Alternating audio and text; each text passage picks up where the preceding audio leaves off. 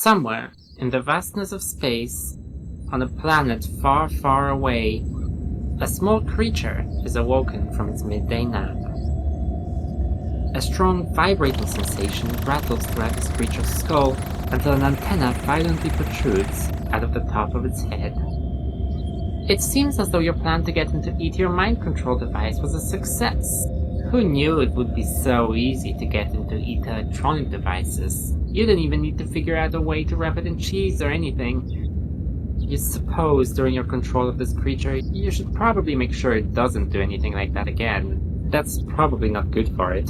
And it won't be a very good pawn if it dies of something. Alright, cool. Looks like you have control of this stupid creature.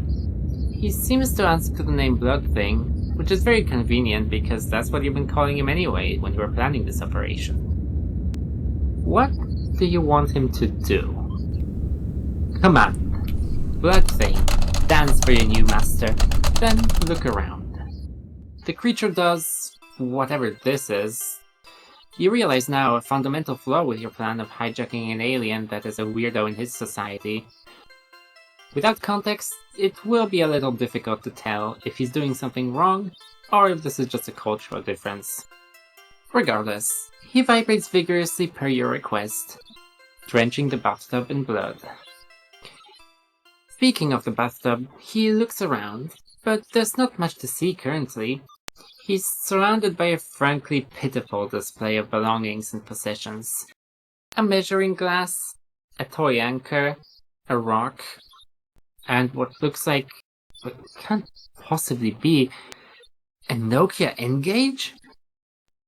You reckon that if you want to get a better look of the environment, you're going to have to get out of the bathtub first. What do you want him to do? Command. BloodThing, go to an art museum and steal your favorite piece. Yes, this will do nicely. This is some real dastardly shit. Your mind starts racing as to what would be the best type of thing to yoink. Do you go for a priceless piece of art that could be laundered for a large amount of money?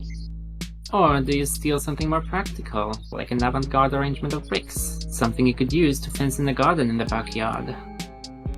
First things first though, time to get out of this tub.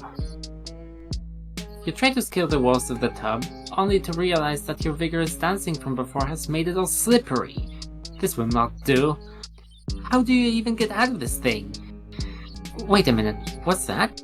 Is that a garden hose that has been stapled to the ceiling? This thing doesn't actually have a faucet. It's kind of depressing, actually. It appears to be within reach at the very least. What do you want him to do? Command. BloodThing, use the N-Gage to phone a friend. Yes. The Nokia N-Gage, the Madam Web of cell phones. You would consider checking to see what game is inside, but you would have to remove the battery in order to do so, and the incredibly wet creature you're controlling would most likely electrocute itself. Alright, let's look at his call log to see who he calls most frequently.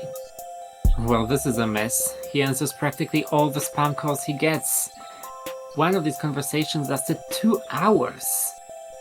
His contacts list consists of Takara, his roommate, his mom, Eston, one of his bullies, Miller, one of his teachers. This number seems inappropriate for him to have, my bullies, and Puddles.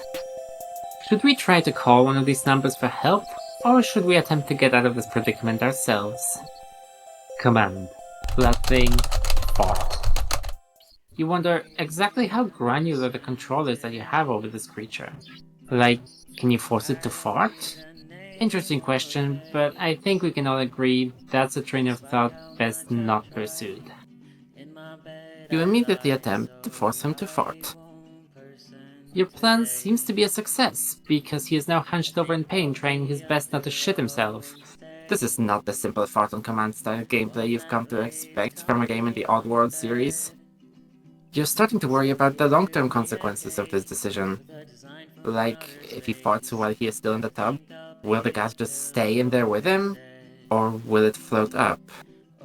Let's see. Well, there is a drain in the corner of the tub. Maybe you could use it as a fart hole? If gas indeed sinks rather than rises. Okay, the deed is done. Ew! Good lord, what does he eat? Apparently computer chips. He looks squeezy. Hopefully he doesn't vomit or something. You feel unhappy with the current state of the experiment, but this can still be salvaged if you get him out of the tub. You guess. Maybe you could use him to look around and find someone better to control. What should he do next? Command. BloodThing, get me a chicken sandwich and some waffle fries. He doesn't seem to know what any of that means. It looks like this thing works by Death Note rules, not Heaven's Door rules. He cannot summon knowledge he does not possess. You decide to take this little fucker to grade school and explain what a chicken is. You start by saying that a chicken is a thing that lays eggs. You are then made rather uncomfortable when he responds by saying that he thinks he knows a couple people who might be able to lay eggs. You decide that this might not be worth the effort. On top of the already Herculean task that would be explaining the entire process of making a chicken sandwich and some waffle fries to a being that could barely even comprehend the concept of bread, much less an entire sandwich, it would be even more of an insurmountable goal to get him to create some kind of multi-dimensional portal to bring you said chicken sandwich and waffle fries. Your selfishness and greed truly know no bounds.